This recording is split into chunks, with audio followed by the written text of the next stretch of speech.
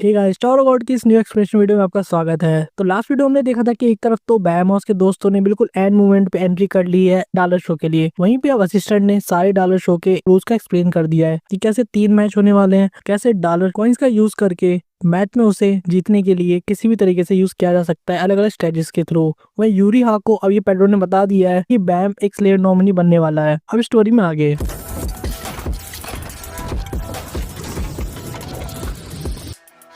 वही वहीं से कंटिन्यू होती है जहाँ पे पेड्रो बता रहा होता है यूरी हजार्ड को कि ये मैच इसलिए कराया जा रहा है ताकि स्लेयर नॉमिनी की पोजीशन को डिसाइड किया जा सके। जहाँ स्क्रीन पे बैम और कून को यूरिया देख सकती थी और वो ये सुन के काफी ज्यादा शॉक हुई थी कि वो इसी लड़के की बात कर रहा है। वहाँ पे उसे वापस से कहती है क्या ये वही है जिसके बारे में तुम कह रहे हो। इस पे पेड्रो कहता है हाँ, और इसका नाम है जियो व्यूल ग्रेस और ये एक स्लेयर नॉमिनी है फक्का। जिसपे यूरिया बहुत ही ज्यादा एंग्री फेस के साथ पेड्रो कहती है कि सब बेफालतू की बातें बंद करो, तुम्हें क्या लगता है मैं तुम्हारी सारी बकवास बातों को मान लूंगी। लेकिन पेड्रो कहता है मुझे डर है कि सच्चाई यही है। इसको ट्रेनिंग अभी तक इसलिए दी गई है ताकि एक स्लेयर नॉमिनी बन सके और इसीलिए काफी ज्यादा स्ट्रॉन्ग लेवलर बन चुका है और अगर ये जीतता है इस मैच को तो उसे स्लेयर नॉमिनी की पोजीशन दोबारा दे दी जाएगी। और हम पेड्रो के बॉडी के हाव भाव से भी समझ जाते हैं कि वो समझ चुका है और ये एनालाइज कर चुका है कि कैसे मतलब के लिए आई यहाँ पे बैम से मिलने के लिए, और किंग जहाड के ऑर्डर ना होने की वजह से वो अपनी पूरी पावर को यूज भी नहीं कर सकती मुझे यहाँ पर किसी भी तरीके से परेशान करने के लिए, क्योंकि एक रेगुलर एरिया है। फिर वो प्रिंसेस को कहता है कि यही लड़का आगे जाकर तुम्हारा सबसे बुरा एनिमी बनने वाला है प्रिंसेस। ये सुनकर प्रिंसेस काफी ज्यादा गुस्सा हो जाती है और उसे कहती है बास्टर्ड तू है कौन। लेकिन इवान उसे रोक लेता है, ये कहते हैं कि शांत हो जाओ, अभी हम इस ट्रेन के अंदर है और हमें नहीं पता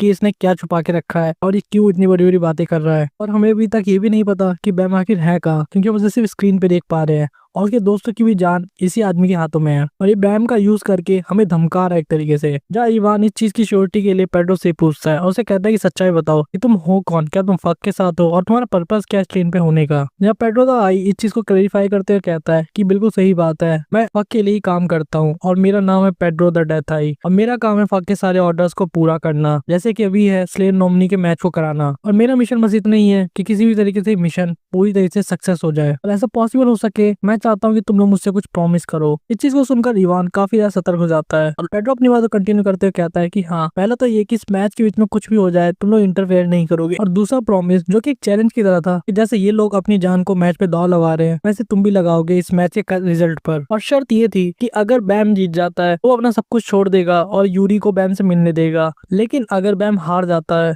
तो यूरिया को अपनी जान देनी पड़ेगी। जहाँ इवान चिल्लाते हुए कहता है कि तुम्हारी शर्त कोई भी सेंस नहीं बनाती, लेकिन पेड्रो ने धमकाते हुए कहता है अगर तुमने मेरा प्रपोजल मना किया तो मैं तुम्हें इसी टाइम ट्रेन से धक्के मार के बाहर निकाल दूंगा, क्योंकि मैं कंडक्टर हूँ और मेरे पास ये ताकत है कि मैं किसी को भी ट्रेन से कभी भी बाहर निकाल सकता हूँ। और अगर इस टाइम तुम उस लड़के से नहीं मिल पाई तो दोबारा मिलना काफी मुश्किल हो जाएगा या शायद तुम कभी मिल ही ना पाओ। तो प्रिंसेस जहार्ड, क्या तुम इस मैच को भी मारने के लिए तैयार हो। इस पर यूरिया बिना सोचे कहती है ठीक है, मैं इसे एक्सेप्ट करती हूँ। इवान ने देखे चिल्ला देता है कि प्रिंसेस आपने क्या कहा, आप कैसे इस पागल इंसान के इस अजीब से प्रपोजल को मान सकती हो। लेकिन हम यूरी को देखते जो काफी कॉन्फिडेंट थे और कहती है अगर मैं शर्ट जीतती हूँ तो बदले मैं भी तुम्हारी जिंदगी ले लूंगी, ये बात याद रखना। और इसी तरह यूरी उसे धमकाते हुए कहती है कि सिर्फ यही नहीं बल्कि टावर के अंदर जितने भी तुम्हारे जैसे घटिया और नीच लोग हैं तुम उन सभी को अपने हाथों से खत्म करने वाले हो। और उसे कहती है क्या तुम इसके लिए तैयार हो। जैसे पेड्रो कहता है हाँ। अब सीन शिफ्ट होकर वापस वहाँ पहुंच जाता है जहाँ पे डॉलर शो का मैच हो रहा था और हम असिस्टेंट को देखते हैं जो कि पहले राउंड को चालू करने वाला था, जहाँ पे दोनों टीमों के 2 टीम मेंबर्स को $10 मिले हुए थे और उन्हें अभी स्टेडियम में आने के लिए कह रहा था ताकि वो पार्टिसिपेट कर सके पहले राउंड की गेम में। यहाँ पर हम देखते हैं कून को जो कि बैम को कह रहा था कि मैं तुरंत आता हूँ। बैम भी उसे सावधान रहने के लिए कहता है, लेकिन कून कहता है तुम्हें चिंता करने की जरूरत नहीं है। और हम देखते हैं कि दोनों टीम से दोनों मेंबर आगे आ चुके हैं। जहाँ एक तरफ कून उनका एनालाइज करते हुए सोच रहा था ये उतने पावरफुल तो नहीं है, वहीं पे सामने अपोनेंट भी सोच रहे होते हैं ये कितने कमजोर है। पार्ट्स अपने मन में सोच रही थी कि यही था जिसने मेरे फ्रेंड टोची को मारा। और हम रेचल को भी देख पाते हैं जो कि अपने मन में कुछ सोच रही थी। जहाँ कून अपने दूसरे टीममेट यानी कि फार्ट्सो से कहता है क्या कि तुम हो कौन और तुम हमारी टीम में कैसे हो, तुम्हारे ना होने ही ज्यादा हमारे लिए हेल्पफुल हो सकता था, और तुम यहाँ पे आई कैसे, क्या तुम हेल्टन कोई पैसेंजर हो। उसे फार्ट्सो काफी ज्यादा चिढ़ जाते हो, कहते क्या कहा तुमने, और उससे गुस्से में कहती है कि तुम बस अपने काम से मतलब रखो, मैं यहाँ पे आई हूँ ताकि मैं बदला ले सकूँ टोची का। असिस्टेंट कहता है कि अब मैं इस गेम के इस मैच के रूल्स को एक्सप्लेन करूंगा। इस गेम का नाम है कैचिंग द स्वीट फिश और तुम्हें सही में स्वीट फिश को ही पकड़ना होगा और ये स्वीट फिश काफी इंपॉर्टेंट होने वाली सभी राउंड्स में, तो इस पे ध्यान देना। जहाँ हम देखते हैं कि सेंटर में एक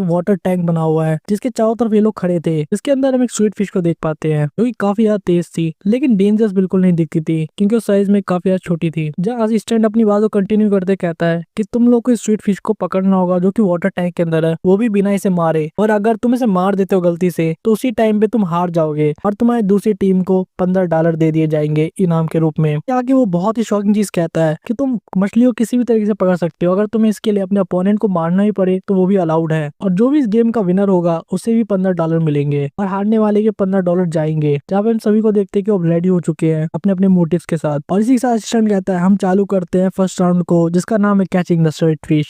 मैच के स्टार्ट होते के साथ ही फार्सो पूरी खतरनाक तरीके से उसके ऊपर हमला कर देती है जिसने उसके फ्रेंड टोची को मारा था, जिस पर उसका अपोनेंट मैड डॉग भी सोच रहा होता है कि आखिर मोटी कर क्या रही है और यहाँ पे मेरे पे ऐसे अटैक क्यों करेगा, ऐसे स्वीट फिश नहीं पकड़नी। लेकिन फार्सो कहती है मुझे इन सबसे कोई मतलब नहीं, मुझे तो सिर्फ बदला लेना है अपने फ्रेंड का। और इसी के साथ ही बहुत सारी कैंडी खाने लगती है जिसके शुगर से उसको और भी ज्यादा पावर मिलती है और वो कहता है ठीक है तो यही सही। तब फार्सो कहती है कि मैं अपने 80% शुगर का यूज करके तुम्हें खत्म करने वाली हूँ, तो इसके लिए तैयार हो जाओ। नहीं उसका अपोनेंट सोच रहा होता है क्या कैंडी खा के इतनी ज्यादा पावरफुल हो गई तुरंत से। वही अब कून और रेचल एक दूसरे के आमने सामने थे, जिसपे कून कहता है लगता है सिर्फ हम ही दोनों है इस मैच के लिए रेचल। या कून बहुत ही ध्यान से उस स्वीट फिश को देख रहा था जो कि उस वाटर टैंक के अंदर तैर रही थी, और इसी के साथ रेचल को एक प्रपोजल देता है, क्या तुम पहले ट्राई करना चाहोगी। रेचल सुन के कंफ्यूज जाती है, लेकिन कून उसे एक्सप्लेन करता है कि ज्यादा कुछ सोचने की जरूरत नहीं है। सही बताऊं तो ये कोई सेंस ही नहीं बनाता कि हम इस गेम को खेले बिना तुम्हें कोई एडवांटेज दिए, क्योंकि मैं ऑफकोर्स इस गेम को जीत ही जाऊंगा, लेकिन मैं पहले तुम्हें एक चांस देना चाहता हूँ क्योंकि मेरे लिए बहुत ज्यादा इजी है। वही नेचर इन सभी बातों को बहुत ध्यान से सुन लेती, जहाँ कून हंसते उसे ताना मारता और कहता है क्योंकि मेरे अंदर ऐसी फीलिंग है कि अगर मैं तुम्हें एक चांस दे भी दूं तो भी तुम्हारे बस की नहीं है करना। और कून उसे वो समय याद दिलाता है जब कुछ साल पहले उसने उसे धोखा दिया था और उसके कुछ साथियों को मार के भाग गई थी। और कून कहता है उसे नहीं पता कि एप्पल और माइकल इस समय कहाँ पर है, लेकिन रेचल ही होती जिसने डैन के टांगों के अंदर बहुत ही ज्यादा खतरनाक घाव दिया था जिसकी वजह से वो मरते मरते बचा था। और कून अब बहुत क्रीपी स्माइल के साथ उसे कहता है कि इस हादसे के बाद मैंने एक चीज सीखी तुम्हारे बारे में कि तुम अपने से खुद भी कुछ नहीं कर सकती, तुम ये भी नहीं जानती कैसे चलना चाहिए या कैसे अपने ऊपर प्राउड करना चाहिए। और इसीलिए तब तुमने डैन पे हमला किया था जबकि वो पहले से ही गिरा पड़ा था उसके पैरों पर, और तुम्हारे खुद के पैर इतने ज्यादा कमजोर हैं कि तुम किसी ऐसे आदमी को भी देख के जलन फील करने लगती हो जो कि बढ़ने वाला है। और इसीलिए मुझे ऐसा लगता है कि तुम इस छोटी सी स्वीट फिश मछली को भी इस वाटर टैंक के अंदर खुद से नहीं पकड़ सकती, क्योंकि तुम जैसी हो तुम्हारे बस की इतनी सी बात भी नहीं हो सकती। वही बाकी दोनों अपोनेंट से बहुत ही खतरनाक लड़ाई चली थी जहाँ पे दोनों एक दूसरे के ऊपर बहुत ही डेंजरस और किलिंग वाले अटैक्स कर रहे थे। वही मैड डॉग अपने मन में सोच रहा था कि धत यार,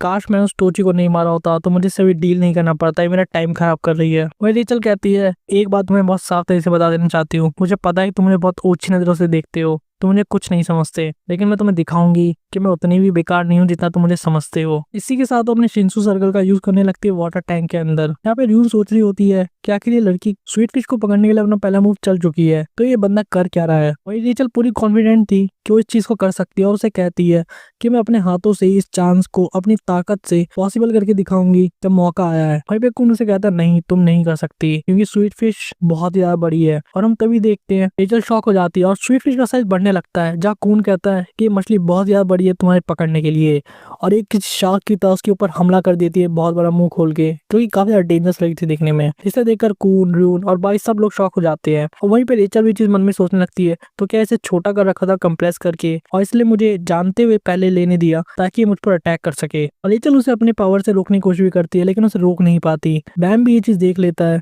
वही भी हाकिन कहते कितना घटिया है ये सब। वही स्वीट फिश का साइज बढ़ते ही जा रहा था और उसके मुंह का साइज भी बहुत ही खतरनाक था। वहीं कून उसे अपने लाइट हाउस के अंदर ट्रैप कर लेता है और हंसते हुए रेचल को ताना देता है, मैंने तुम्हें कहा था ना ये तुम्हारे बस की नहीं है, और उसे कहता है कि तुम भविष्य में भी अपने हाथों से कुछ भी नहीं कर पाओगी। तो रेचल उसे गुस्से से देख रही थी। कून अपनी बात को कंटिन्यू करते कहता है क्योंकि तुम जो भी लेने की कोशिश करोगी, जो भी पाने की कोशिश करोगी, उसे मैं तुमसे छीन लूंगा। वहीं पे अनाउंसमेंट हो जाती है कि कून आग्रो एनएस ने स्वीट फिश को पकड़ लिया है, और इसी के साथ अनाउंसमेंट होती है कि वियोल की टीम ने पहला राउंड जीता है। और कून के मजे लेना यहीं पे खत्म नहीं होता, वो आगे कहता है कि डैन के पैर अब ठीक हो चुके हैं पहले से, वो पहले इतना तेज तो नहीं है लेकिन वो अभी भी काफी ज्यादा तेज है और तुमसे तो कहीं ज्यादा। और इतना टाइम बीतने के बाद भी तुम्हें बिल्कुल भी इम्प्रूवमेंट नहीं है। मुझे लगता है कि गॉड सभी के लिए बराबर ही सोचते हैं, क्योंकि तुम्हारे पास ऐसे तो बहुत अच्छे लेग है, लेकिन तुम्हारे अंदर की सोल, तुम्हारी आत्मा पूरी तरीके से सड़ी हुई है और इसीलिए वो तुम्हें तेज भागने नहीं देती। वहीं पे रेचल गुस्से से अपना मुक्का जमीन में पटक के मारती है, डैम इट। और इसी के साथ ये चैप्टर भी खत्म हो जाता है। खून के स्वीट रिवेंज और रेचल की इस गंदी बेइज्जती के बाद दिल को सुकून मिलता है। इसी के साथ ही पावर ऑफ गॉड की इस एक्सप्रेशन वीडियो को यहीं पे खत्म करते हैं। आने वाले वीडियो में आप देखोगे डॉलर शो के और बचे हुए 2 राउंड और इसका कंक्लूजन क्या निकलता है, कौन बनता है विनर, बैम या हाकिन। वहीं पेड्रो आखिर यूरी को कौन से जाल में फंसाना चाहता है और यूरी से बच पाएगी या नहीं। ये सब चीजें जानने के लिए हमें नेक्स्ट वीडियो का वेट करें। तब तक आप इस चैनल को सब्सक्राइब कर सकते हैं, वीडियो को लाइक कर सकते हैं और ज्यादा शेयर कर सकते हैं और हमें कमेंट करके बता सकते हैं आपको और कौन सी वीडियो चाहिए।